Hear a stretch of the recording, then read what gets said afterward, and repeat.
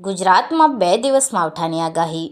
હાલમાં દિવસે ગરમી અને રાત્રે ઠંડક એમ બે ઋતુના માહોલ વચ્ચે વેસ્ટર્ન ડિસ્ટર્બન્સની અસર જોવા મળતા હવામાન વિભાગ દ્વારા આગામી દિવસોમાં 2 દિવસ ગુજરાતમાં માવઠું થવાની આગાહી કરાઈ છે.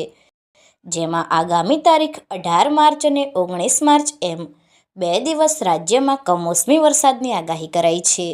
હવામાન વિભાગની આગાહી મુજબ વાત કરવામાં આવે તો 18 માર્ચ દરમિયાન પાટણ, બનાસકાંઠા અને કચ્છ વિસ્તારમાં હળવો વરસાદ થવાની શક્યતા વ્યક્ત કરાઈ છે. જ્યારે 19 માર્ચની વાત કરવામાં આવે તો પાટણ, બનાસકાંઠા, કચ્છ સહિત રાજકોટ, મોરબી, સુરેન્દ્રનગર, અમરેલી, ભાવનગર, બોટાદ, સુરત, વડોદરા, તાપી, નર્મદા, ભરૂચ, છોટાઉદેપુર અને ગીર સોમનાથમાં છૂટાછવાયા વરસાદની આગાહી વ્યક્ત કરાઈ છે. જોકે કમોસમી વરસાદની આગાહીને લઈ હાલમાં ખેડૂતનો જીવ પડીકે બંધાયો છે. કારણ કે માવઠું થાય તો ગીર વિસ્તારમાં કેરીને મોટું નુકસાન થઈ શકે છે.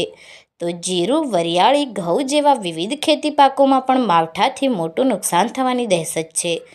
હાલમાં હવામાન વિભાગની આ આગાહીને લઈ ખેડૂતને ચિંતામાં વધારો થયો છે અને જગતના તાત ખેડૂતની ઊંઘ હરામ થઈ ગઈ છે.